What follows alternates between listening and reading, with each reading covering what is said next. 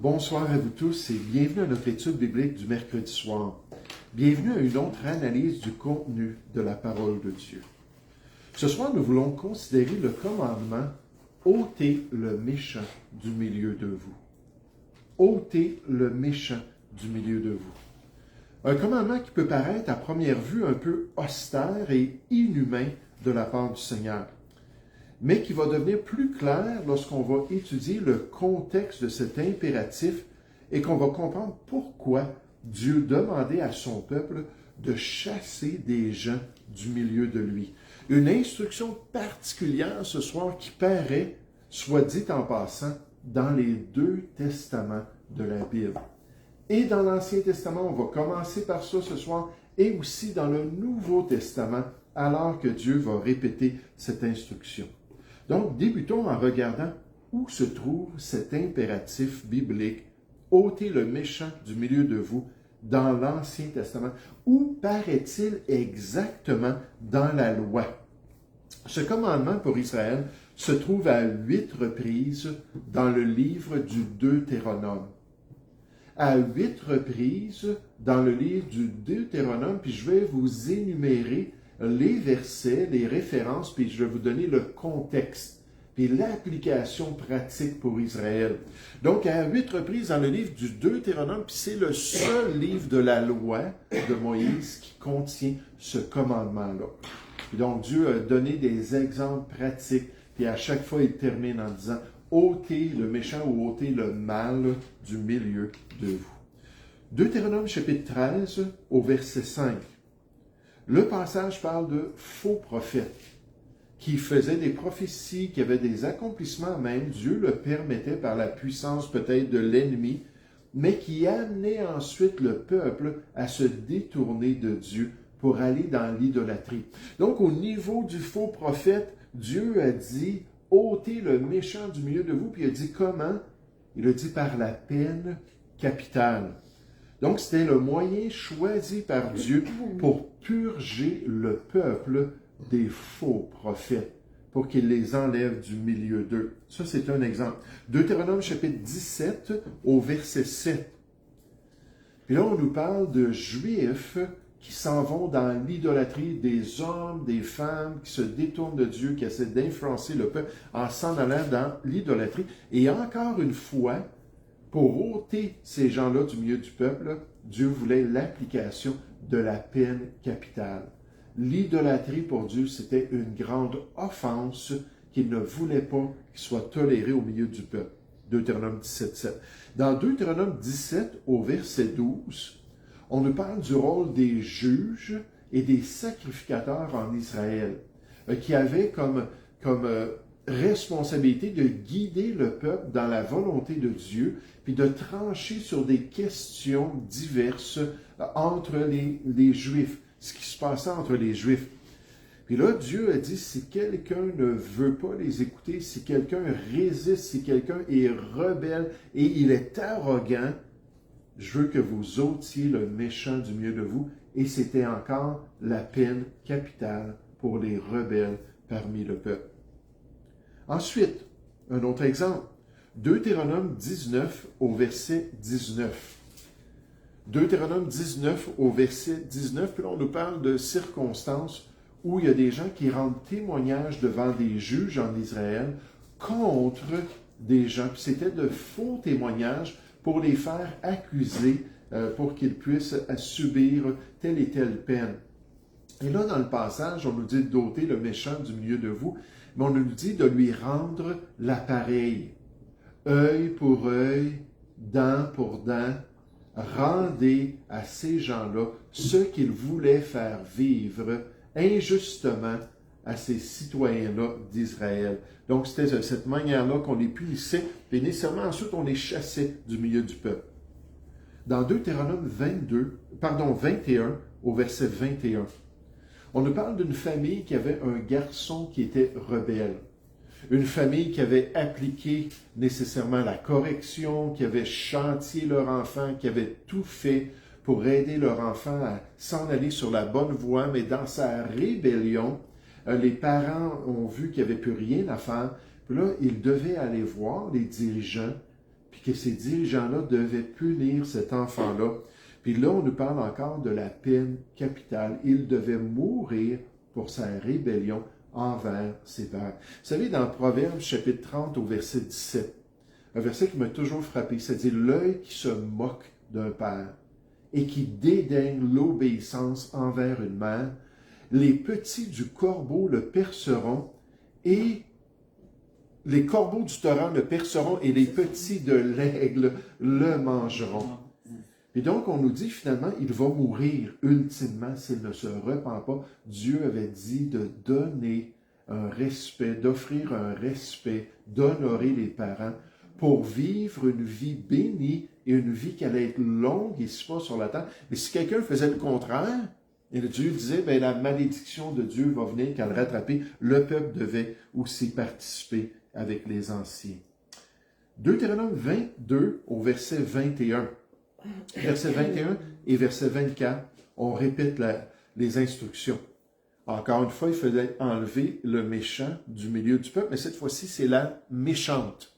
C'est-à-dire une femme qui se mariait, puis que là, son mari commençait à avoir des relations avec elle, puis il s'apercevait qu'en ayant ses premières relations, que le signe du fait qu'elle était vierge n'était pas là.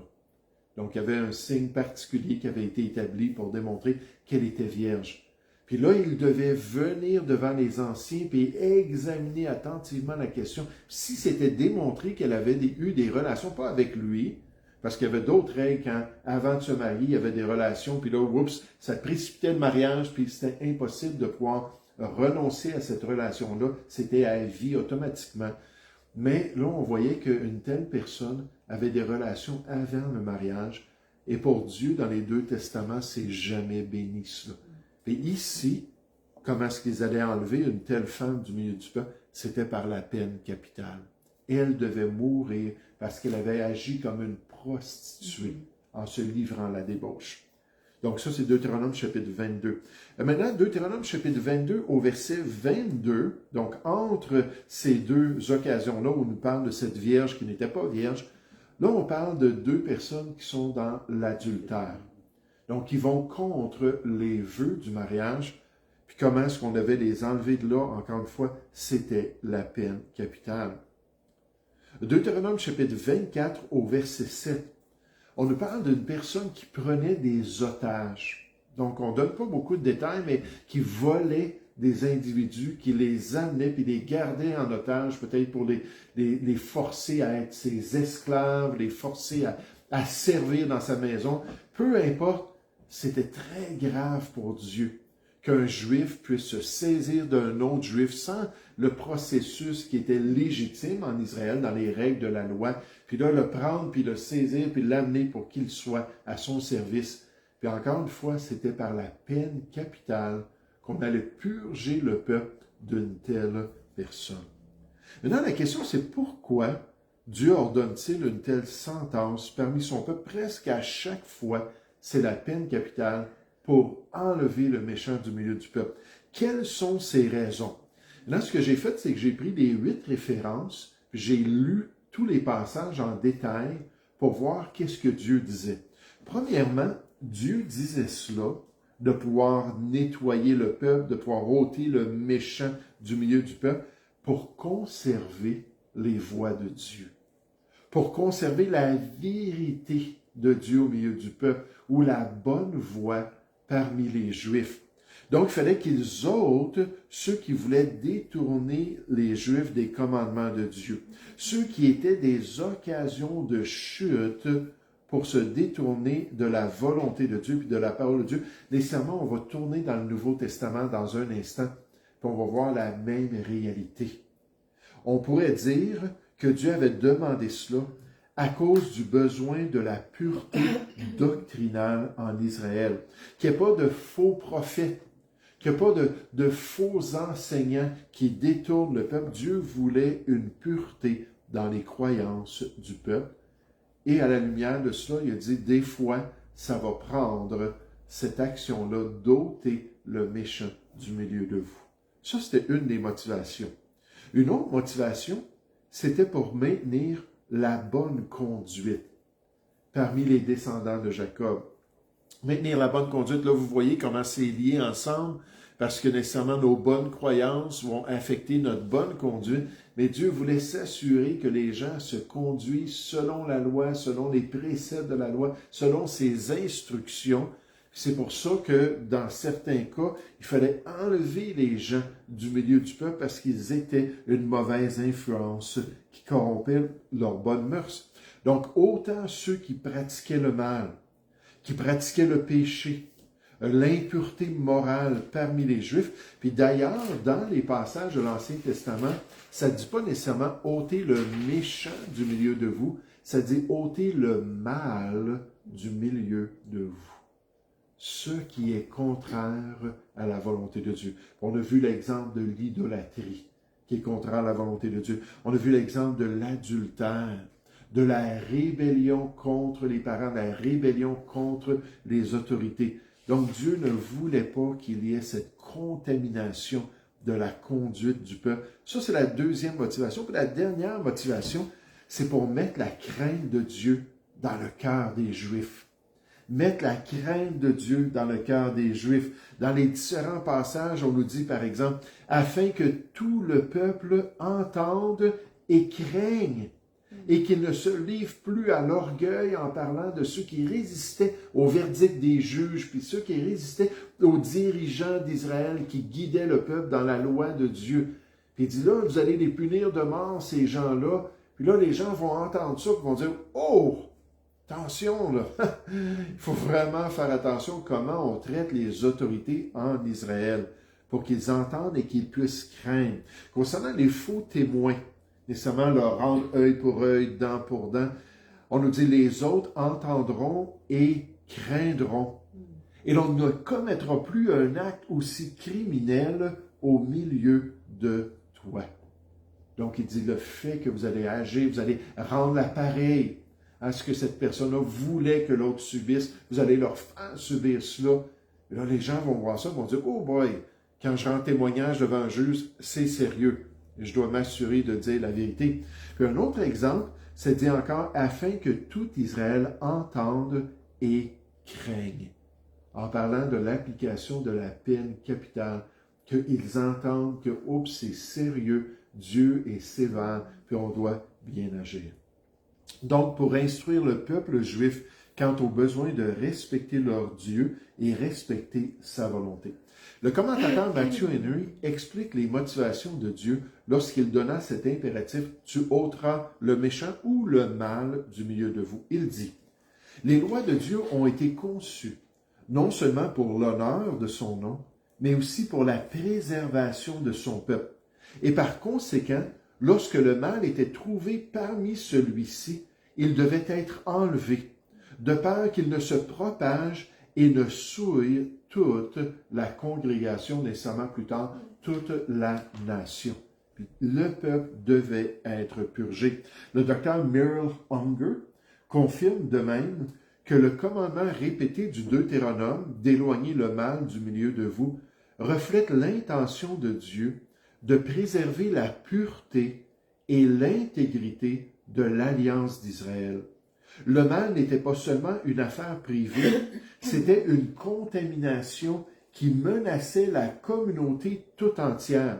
La justice et l'exclusion des malfaiteurs servaient à la fois de protection et d'avertissement, préservant ainsi la sainteté du peuple de Dieu.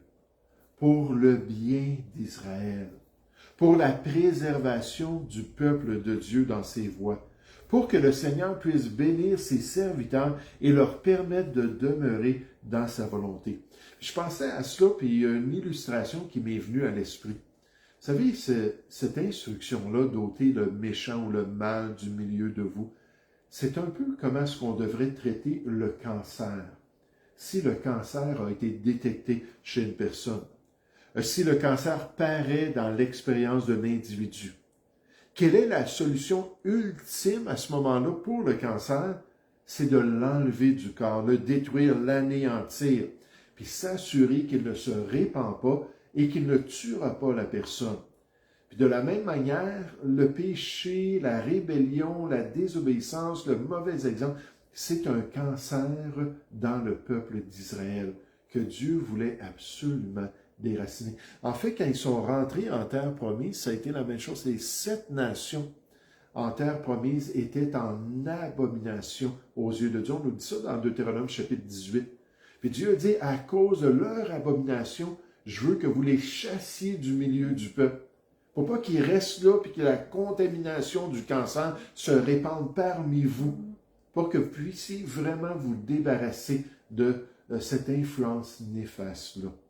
Ça me fait penser à un médecin chrétien qui témoignait du salut un jour à une de ses patientes. Cette patiente-là, c'est une femme très particulière. C'est une femme qui était riche et une femme de prestige. Lorsque le médecin arriva sur la question du péché et de la condamnation du péché par Dieu, elle s'est exclamée, « C'est ridicule! Dieu est un Dieu d'amour. Il ne fait aucun cas de ce que vous appelez le péché. » Le médecin répondit à la femme, il dit, « Pensez-vous que si je découvrais que vous avez une forme de cancer quelconque, que vous aimeriez ça le savoir? Puis non seulement ça, que vous aimeriez ça que je vous présente un traitement possible pour l'enlever de votre corps? » Puis elle a répondu, « Absolument, oui, je voudrais. » Il a dit, « Mais c'est la même chose. » Non, il a posé la question avant, « Pourquoi? » Elle a dit, « Parce que si je le laisse dans mon corps, je vais finir par mourir. » Puis il dit, c'est exactement la même chose pour le péché aux yeux de Dieu. C'est un cancer spirituel que Dieu ne veut pas dans la vie des individus, parce qu'ultimement, le salaire du péché, c'est la mort de la personne. Puis il va avoir une mort qui va être éternelle, éloignée de Dieu pendant toute l'éternité.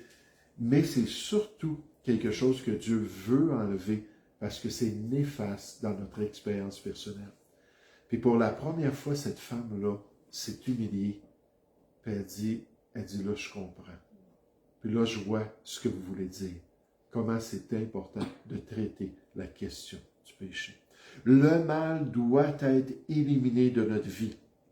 Le mal doit être éliminé de la vie du peuple de Dieu.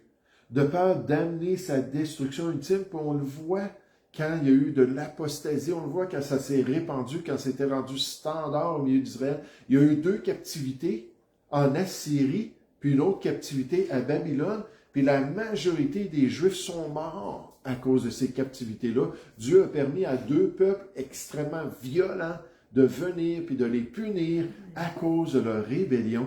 C'était ça que Dieu voulait empêcher en envoyant Ésaïe, en envoyant Ézéchiel, en envoyant tous ces Jérémie, tous ces prophètes-là pour les avertir. Charles Spurgeon explique aussi que le commandement récurrent de la loi mosaïque, « Tu ôteras le mal du milieu de toi », n'était pas seulement punitif, mais profondément protecteur. En ordonnant l'exclusion ou le jugement des malfaiteurs impénitents, qu'il s'agisse d'idolâtres, de faux témoins ou d'immoraux sexuels, Dieu a établi des garanties pour la santé spirituelle et communautaire d'Israël. Une telle purification était essentielle pour empêcher la propagation de la corruption, préserver la sainteté de la nation devant Dieu et par là même assurer sa bénédiction continue et la préservation même du peuple de son alliance contre la décadence interne et le jugement divin. Et là-dessus, j'aimerais vous dire, puis je trouve ça très intéressant, qu'il n'y a rien de nouveau sous le soleil. Dieu ne change pas dans sa perspective du péché, parce que même dans le Nouveau Testament, il ordonne à son peuple, il ordonne à son Église de faire la même chose, d'enlever du milieu d'elle les mauvaises influences qui vont corrompre leurs bonnes mœurs. À l'exclusion, disons, on devrait dire, de la peine capitale. Mais quand même de se débarrasser, d'enlever, de faire une purge. Puis est-ce qu'on est prêt à suivre la parole de Dieu? Est-ce qu'on est prêt en tant qu'Église à enlever du milieu de nous des pécheurs impénitents qui peuvent affecter la marche et les croyances des enfants de Dieu? Cherchons un exemple dans la première épître aux Corinthiens, au chapitre 5. La première épître aux Corinthiens, au chapitre 5. Vous vous rappelez, dans la loi, on a vu la conduite. On a vu comment les Juifs ne devaient pas agir dans l'idolâtrie, l'immoralité, la rébellion, le déshonneur pour les parents, puis ainsi de suite. Mais comment est-ce que les Juifs ne devaient pas se conduire? Puis ici, dans 1 Corinthiens chapitre 5, Dieu va demander cette purge de l'Église de Corinthe parce qu'il y a eu des mauvaises influences qui les ont amenés à une mauvaise conduite. Cette mauvaise conduite-là a affecté le peuple d'Israël, a affecté l'Église de Corinthe. Mais regardez au verset 1 de 1 Corinthiens chapitre 5, en vous faisant remarquer qu'il y a une limite à notre tolérance en tant qu'Église. Il y a une tolérance qui n'est pas valide quant au péché puis quant au mal. Donc, 1 Corinthiens chapitre 5, verset 1, on nous dit, on entend dire généralement qu'il y a parmi vous de la débauche. On parle parmi les chrétiens ici, parmi l'Église de Dieu. Et une débauche telle qu'elle ne se rencontre même pas chez les païens. Maintenant, comprenons ici qu'on parle des païens à Corinthe qui étaient connus pour leur débauche, qui étaient connus pour tous les extrêmes, puis le vice, puis ainsi de suite. Mais il dit là, c'est dans une catégorie où même les non-sauvés n'agiraient pas comme cela. C'est au point que l'un de vous a la femme de son père. Ça, c'était pas accepté, si on pourrait dire, dans la société grecque, de prendre la femme de notre père, d'avoir des relations avec. Verset 2, « Et vous êtes enflés d'orgueil. » Il y avait cette influence dans l'Église qui avait corrompu leur perspective puis leur bonne mœurs en tant que chrétiens, qui faisait en sorte qu'en face d'un tel péché, ils étaient remplis d'orgueil, qu'ils étaient fiers de cela. Et vous n'avez pas été plutôt dans l'affliction, parce qu'il ne faut pas tolérer une telle chose, afin que celui qui a commis cet acte soit ôté du milieu de vous, pour votre bien, pour votre protection, pour votre sainteté. Verset 3. Pour moi, absent de corps, mais présent d'esprit, j'ai déjà jugé, comme si j'étais présent, celui qui a commis un tel acte. En passant, Paul parle de juger les chrétiens, il le répète ici. Et ça continue, que je parle avec des chrétiens, je parle avec des enfants de Dieu, puis ils disent « Ah, je me sens pas bien parce que je vois des chrétiens ou des non-sauvés qui font telle et telle chose. » Puis là, ça me vient à l'esprit, Jésus a dit dans Matthieu 7, « Tu ne jugeras point. » Mais ils ne comprennent pas l'équilibre biblique concernant le jugement. Pourtant, c'est tellement facile. Dieu dit de ne pas juger le cœur et les intentions qui sont cachées dans le cœur, parce que c'est Dieu qui voit le cœur. Mais dans la conduite, si la Bible condamne la conduite comme l'homosexualité ou quoi que ce soit, bien Dieu nous dit de juger ça comme mal. Il n'y a aucun problème là. Mais les Corinthiens n'avaient pas cet équilibre-là. Verset 4. Au nom du Seigneur Jésus, vous et mon esprit étant assemblés avec la puissance de notre Seigneur Jésus, qu'un tel homme, celui qui est dans l'adultère, soit livré à Satan pour la destruction de la chair comme peine capitale, afin que l'esprit soit sauvé au jour du Seigneur Jésus-Christ. Par contre, une peine capitale, pas appliquée par les chrétiens, mais appliquée par des forces démoniaques que Dieu allait permettre d'agir. C'est bien à tort que vous vous glorifiez. Ne savez-vous pas qu'un peu de levain fait lever toute la pâte? Ben oui, ils étaient rendus fiers, orgueilleux de la liberté qu'ils avaient en Jésus-Christ. Verset 7. Faites disparaître le vieux levain, afin que vous soyez une pâte nouvelle, puisque vous êtes sans levain, sans péché, sans souillure en Jésus-Christ, dans votre position de salut en lui. Car Christ, notre Pâque, a été immolé. Célébrons donc la fête, non avec du vieux levain, le levain, le type de péché, du péché, non avec un levain de malice et de méchanceté, mais avec les pains sans levain, de la pureté et de la vérité. Je vous ai écrit dans ma lettre de ne pas avoir de relation avec les débauchés, non pas d'une manière absolue avec les débauchés de ce monde, les inconvertis, ou avec les cupides, les ravisseurs, les idolâtres. Autrement, il faudrait sortir du monde. On ne parle pas de ça. Maintenant, ce que je vous ai écrit, est-ce qu'on écoute ce soir? Puis est-ce qu'on est prêt à accepter cela? Maintenant, ce que je vous ai écrit, c'est de ne pas avoir de relation avec quelqu'un qui, se nommant frère, est débauché, ou cupide, ou idolâtre, ou outrageux, ou ivrogne, ou ravissant. Donc, on a une liste ici d'exclusion où on devrait dire, non, on ne tolérera pas des gens comme ça qui commettent ces péchés-là, qui sont fiers de le faire, qui sont non repentants. Il ne faut pas les laisser continuer dans l'Église. De ne pas même manger avec un tel homme. Qu'ai-je en effet à juger ceux du dehors? N'est-ce pas ceux du dedans que vous avez à juger? C'est votre responsabilité. Pour ceux du dehors, Dieu les juge. Ôtez le méchant du milieu de vous. Ôtez le méchant du milieu de vous. L'ordre de Paul d'exclure l'homme immoral de l'Église de Corinthe n'était pas dur, il était saint.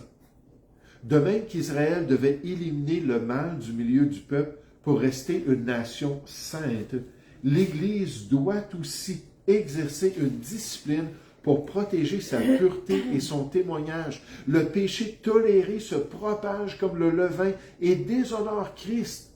La discipline dans l'Église est l'amour en action pour la gloire de Dieu et le bien de l'Assemblée chrétienne.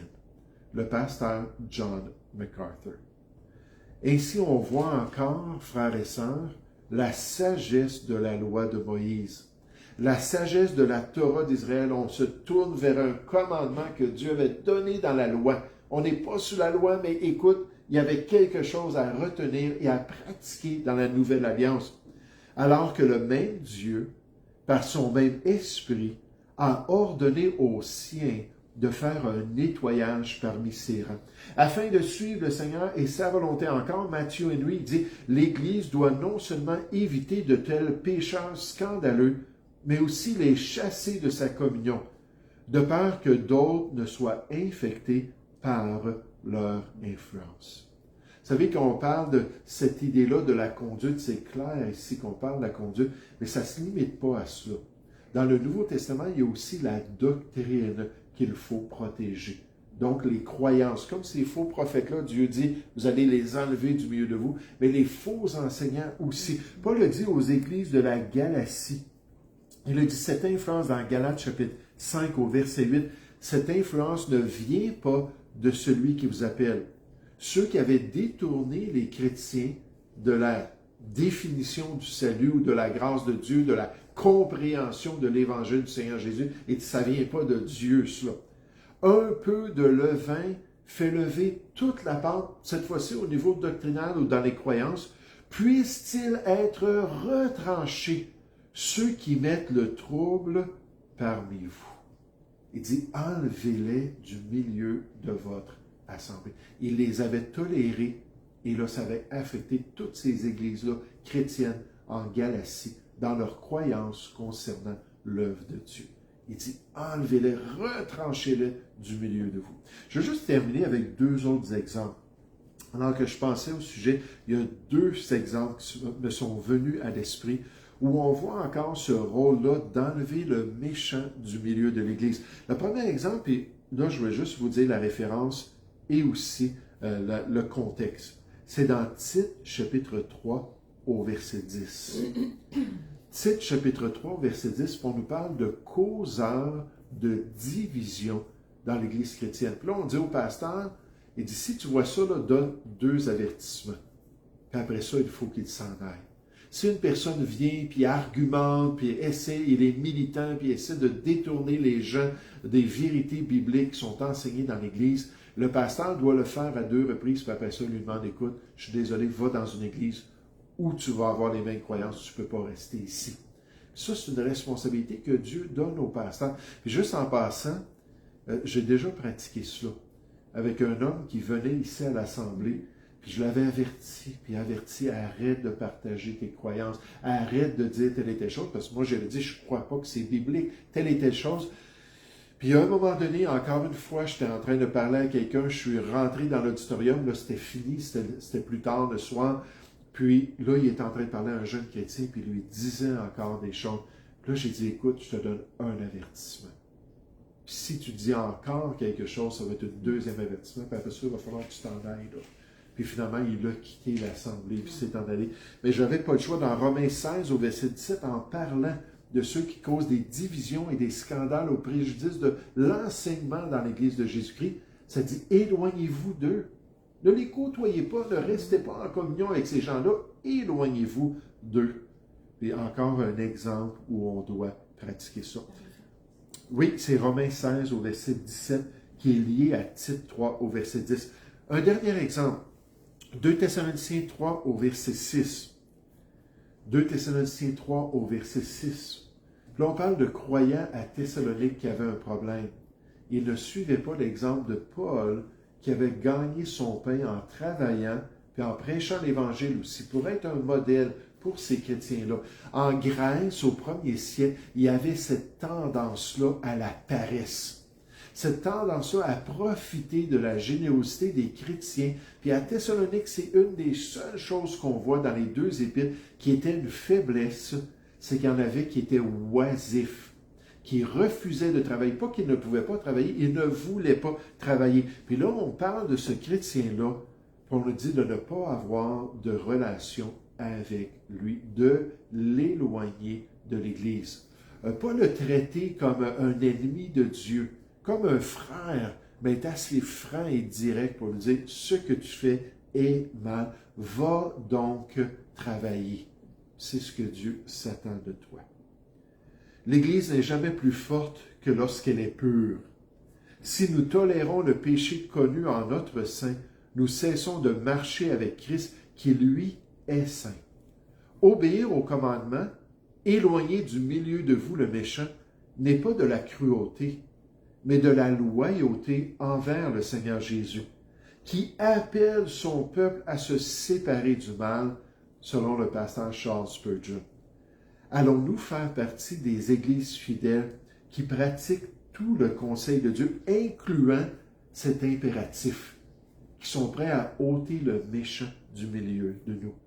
Oh, que le Seigneur nous donne le courage de le faire, qu'il nous donne la hardiesse de le faire pour sa gloire et pour le bien de son peuple, alors qu'on veut suivre sa volonté ici-bas.